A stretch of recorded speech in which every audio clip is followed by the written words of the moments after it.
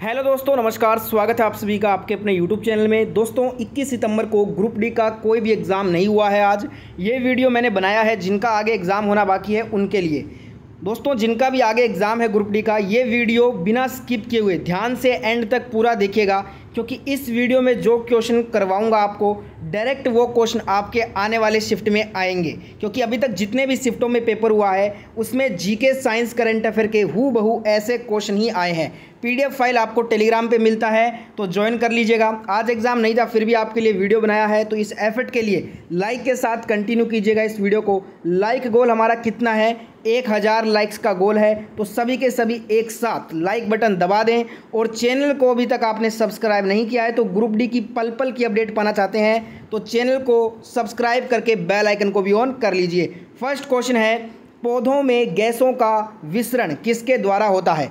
ये वाला क्वेश्चन आपके ग्रुप डी एग्जाम में अभी तक सभी शिफ्टों में 10 से भी ज़्यादा बार रिपीट हो चुका है और ये आगे ज़रूर आएगा। पौधों में गैसों का विसरण पत्तियों पर पाए जाने वाले रंध्रों से होता है। ठीक है, नेक्स्ट क्वेश्चन देखिए, एंटोमोफिली परागण किसके द्वारा होता है? बात करें दोस्तों एंटोमोफिली परागण की तो ये आपका इंसेक्ट्स यानी कि कीटों के द्वारा ये होता है, तो ये आपका करेक्ट आंसर होगा। नेक्स्ट क्वेश्चन है, कोशिका में प्रोटीन बनाने का निर्देशन कौन देता है?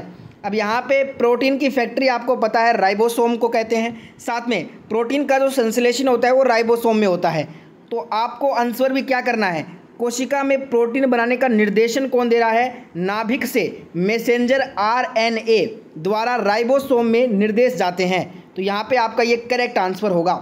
नेक्स्ट क्वेश्चन है, मानव शरीर में जैविक उत्प्रेरक का कार्य कौन करता है? हूबहू ऐसे क्वेश्चन आ रहे हैं आपके एग्जाम में साइंस के। मानव शरीर में जैविक उत्प्रेरक का कार्य एंजाइम करता है, तो एंजाइम आपका करेक्ट आंसर होगा।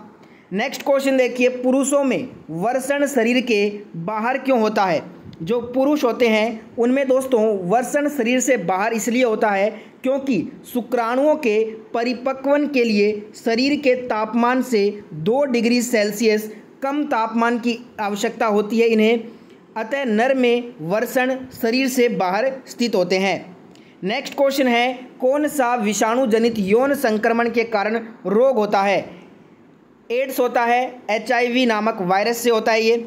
और ये HIV वायरस किससे नहीं फैलता? तो हाथ मिलाने से नहीं फैलता है, साथ में खाना खाने से नहीं फैलता है, साथ में रहने से नहीं फैलता है। ये वाला क्वेश्चन बहुत बार रिपीट हुआ है आपके एग्जाम में।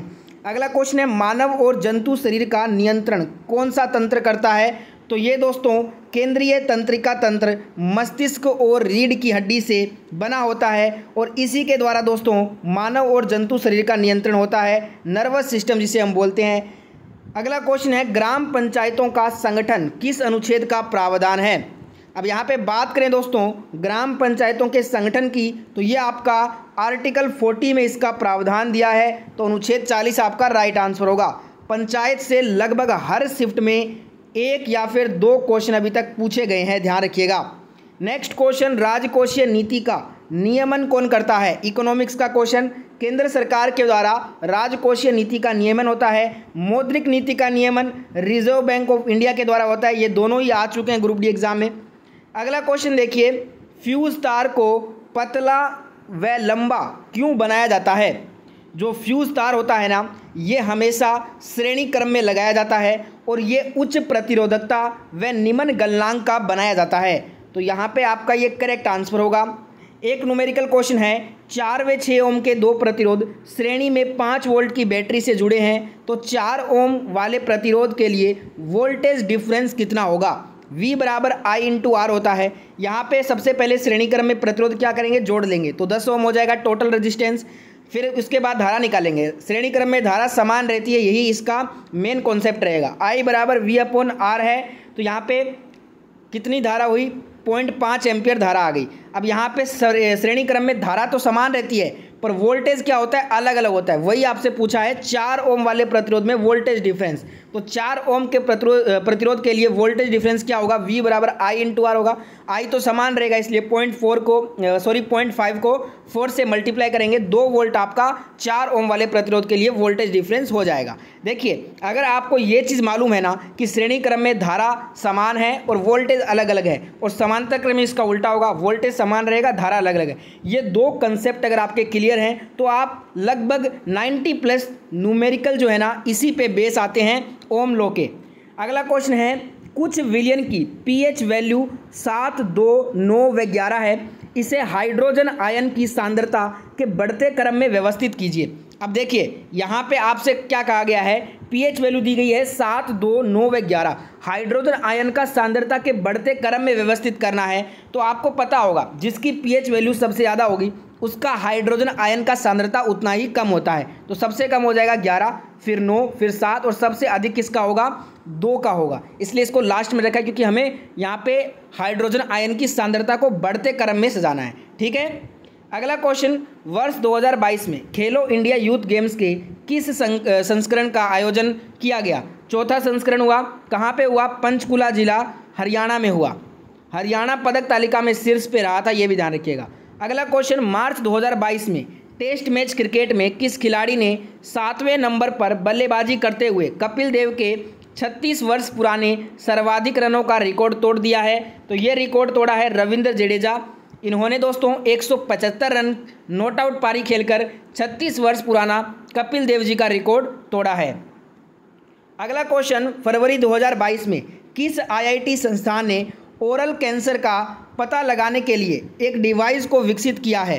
तो दोस्तों ये किया है आईआईटी खड़गपुर ने। और आईआईटी करंट अफेयर से जितने भी क्वेश्चन बन रहे हैं ना लगभग आपको करवा रहा हूँ मैं एनालिसिस के थ्रू। और अगर जो क्वेश्चन छूट रहे हैं मेरे से तो उन्हें आप ज़रूर कीजिए क्योंकि आपके आईआईटी से लगातार क्वेश्चन आ रहे हैं। स्पेशली जो ये वाला क्वेश्चन बनता है, कौन से आईआईटी में कौन सा सुपर कंप्यूटर इंस्टॉल किया गया है, मोस्ट इंपॉर्टेंट टॉपिक है करंट अफेयर का, बार बार क्वेश्चन रिपीट हो रहा है वहाँ से। एक क्वेश्चन है, एकल फेरों वाली कुंडली की तुलना में 6 फेरों वाली कुंडली से कितना अधिक चुंबकीय क्षेत्र उत्पन्न होगा। इजी सवाल। अब यहाँ पे ऑब्वियस सी बात है, ज़्यादा होगा, 6 फेरों वाले में 6 गुना हो जाएगा। इजी सवाल है पर ऐसे ही क्वेश्चन आ रहे हैं। नेक्स्ट क्वेश्चन, जनन गुणसूत्रों को क्या कहा जाता है।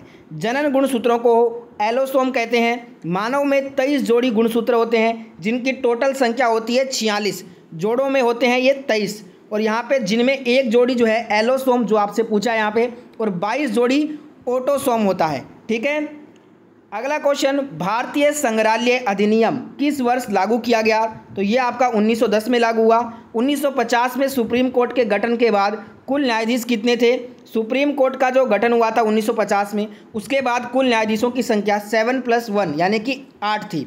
आपको बताना है वर्तमान में सुप्रीम कोर्ट में न्यायाधीशों की संख्या कितनी है। देखते हैं कितने जनों को इसका आंसर पता है। जिनको भी पता है कमेंट कीजिएगा इसका आंसर।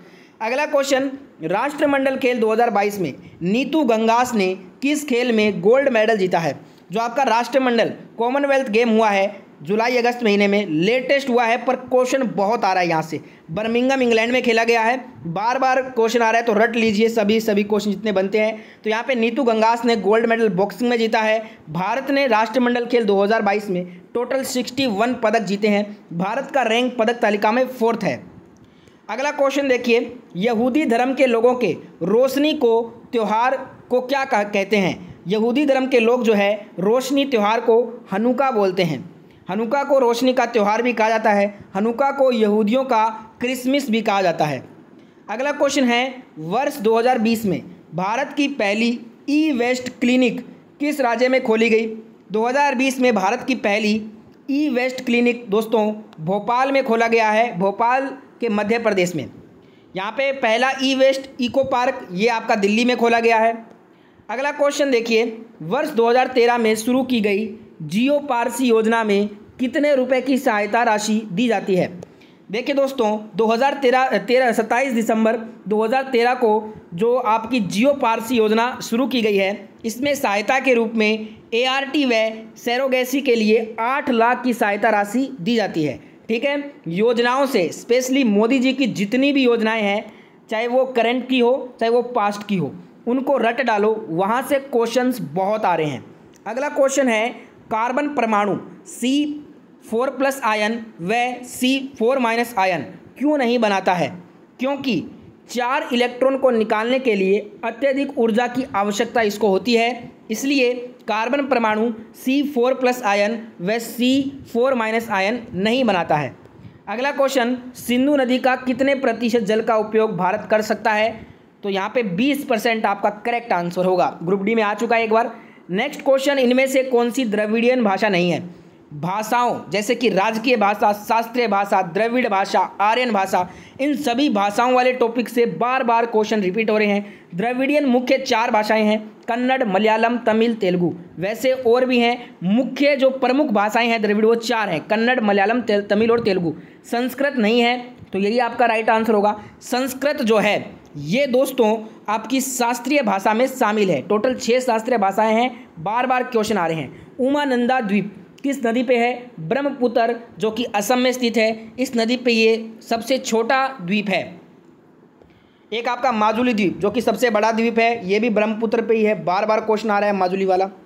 अगला क्वेश्चन देखते हैं, भारतीय संविधान के किस अनुच्छेद के तहत राज्यपाल राज्यों में एडवोकेट जनरल की नियुक्ति करता है? तो ये करता है अनुच्छेद 165 के तहत। अगला क्वेश्चन है, भारत में मराठी भाषा की रैंक, बार बार क्वेश्चन आ रहा है, तीसरी है। फर्स्ट नंबर पे हिंदी, सेकंड पे बांग्ला, थर्ड पे मराठी। अगस्त 2021 में प्रकाशित फोर्ब्स आंकड़ों के अनुसार तीसरी सर्वाधिक बोले जाने वाली भाषा विश्व में कौन सी है? तो ये हमारी हिंदी भाषा है, जो कि हमारे भारत देश के लिए एक बहुत ही गर्व की बात भी है। अगला क्वेश्चन, 1969 में कितने बैंकों का राष्ट्रीयकरण किया गया था? तो दोस्तों 1969 में टोटल 14 बैंकों का राष्ट्रीयकरण हुआ था। इसके बाद 1980 में 6 बैंकों का फिर से राष्ट्रीयकरण किया गया। अगला क्वेश्चन, वॉशिंग सोडा या धावन सोडा का केमिकल नेम? तो इसका chemical name sodium carbonate decahydrate होता है। इसका केमिकल फॉर्मूला भी पूछा जा चुका है, Na2CO3 10H2O। अगला क्वेश्चन है, डायनामो किस सिद्धांत पर कार्य करता है? तो डायनामो आपका इलेक्ट्रोमैग्नेटिक इंडक्शन के सिद्धांत पर कार्य करता है। Motor, transformer, AC generator, DC generator, इन सभी के जो आपके प्रिंसिपल्स हैं वो रट लीजिए। एक क्वेश्चन यहाँ से हमें जरूर देखने को मिल रहा है एग्जाम्स में। अगला क्वेश्चन, वर्ष 2022 के लिए विश्व एथलेटिक्स चैंपियनशिप में सिल्वर मेडल जीतने वाले पहले भारतीय खिलाड़ी कौन बने हैं? तो ये हैं नीरज चोपड़ा। और यहाँ पे ध्यान रखिएगा, भारत ने विश्व एथलेटिक्स चैंपियनशिप में केवल एक पदक ही जीता है और वो है सिल्वर पदक, और ये नीरज चोपड़ा ने दिलवाया है इंडिया को। 2022-23 के लिए प्रस्तुत बजट में वित्तीय वर्ष 2023 के लिए कितने प्रतिशत विकास दर का अनुमान लगाया गया है? 9.2% विकास दर का अनुमान लगाया गया है वित्तीय वर्ष 2023 में। अगला क्वेश्चन है, मार्च 2022 में लॉन्च कन्या शिक्षा प्रवेश उत्सव के तहत किस वर्ष की आयु की बालिकाओं का नामांकन किया जाएगा? 11 से 14 वर्ष की बालिकाओं का जो नामांकन है इसमें किया जाएगा। सभी को कमेंट में बताना है ये जो उत्सव है ना, ये योजना कन्या शिक्षा प्रवेश उत्सव, ये किसने स्टार्ट की है? ये मैंने आपको सुबह वाली वीडियो में कराया है, तो देखते हैं कितने जनों ने सुबह वाली वीडियो को ध्यान से देखा है। जिन्होंने भी ध्यान से देखा है वो इसका आंसर जरूर करेंगे कमेंट में। जुलाई 2022 में चेन्नई में आयोजित 44वें चेस ओलंपियाड में टोरले रिले स्टार्टर व प्रशासनिक अधिकारी के रूप में कौन शामिल हुए हैं? इंडिया के first grand master Viswanathan Anand. अगला क्वेश्चन, बाबा सोहन सिंह भाकना ये किस पार्टी के पहले अध्यक्ष थे? हिस्ट्री से काफ़ी कम क्वेश्चन आए हैं, पर मॉडर्न हिस्ट्री से बहुत क्वेश्चन आए हैं, ध्यान रखिएगा। गदर पार्टी के ये पहले अध्यक्ष थे। 1913 में सैन फ्रांसिस्को में इसकी स्थापना हुई थी। अगला क्वेश्चन, ईसाई धर्म का पवित्र ग्रंथ कौन सा है? बाइबल है। हिंदू धर्म का गीता, इस्लाम का कुरान, ईसाई का बाइबल, पारसी का अवेस्ता। अगला क्वेश्चन, उत्तर लेंस में वस्तु फोकस से दोगुने की दूरी पर रखने पर आवर्धन क्षमता कितनी होगी? m बराबर v/u होगा। v बराबर माइनस में u है, तो यहाँ पे कितना हो जाएगा? -1 हो जाएगा। आसान क्वेश्चन और ऐसे न्यूमेरिकल ही आ रहे हैं। नींबू को पानी में रखने पर ऊपर से देखने पर उठा हुआ या बड़ा क्यों दिखाई देता है? प्रकाश का अपवर्तन के कारण ये दिखाई देता है ऐसा। आगरा के शिल्पग्राम में मनाया जाने वाला 10 दिवसीय उत्सव कौन सा है? त्योहार फेस्टिवल से बहुत क्वेश्चन आ रहे हैं। ताज महोत्सव है आगरा के शिल्पग्राम में मनाया जाने वाला 10 दिवसीय उत्सव। अगला क्वेश्चन, 1829 में सती प्रथा के उन्मूलन में किसका योगदान था? राजा राम मोहन रॉय का योगदान था। इस समय गवर्नर जनरल इंडिया के कौन थे? लॉर्ड विलियम बेंटिक थे, और इन्होंने इस प्रथा को हटाने में बहुत सहयोग किया था राजा राम मोहन रॉय का। भारत में अंग्रेजों के शासन के समय सर्वाधिक 85% लोग किस क्षेत्र के अंतर्गत आते थे? तो ये कृषि क्षेत्र के अंतर्गत आते थे।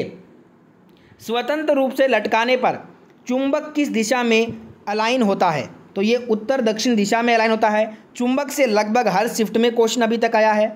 एक स्वतंत्र रूप से लटका हुआ चुंबक हमेशा उत्तर दक्षिण दिशा में रहता है, क्योंकि पृथ्वी का चुंबकीय दक्षिणी ध्रुव भौगोलिक उत्तर दिशा में स्थित है और पृथ्वी का चुंबकीय उत्तरी ध्रुव भौगोलिक दक्षिण दिशा में स्थित है। अगला क्वेश्चन है, भारत में कलकत्ता नगर निगम की स्थापना किस अधिनियम के तहत किया गया?